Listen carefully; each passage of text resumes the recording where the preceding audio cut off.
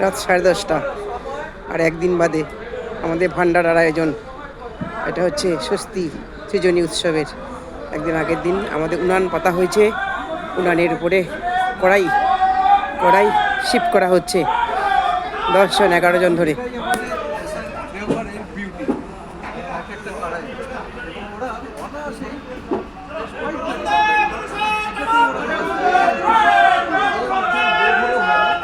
Vande Purushottam, Vande Purushottam, Vande Purushottam, Vande Purushottam.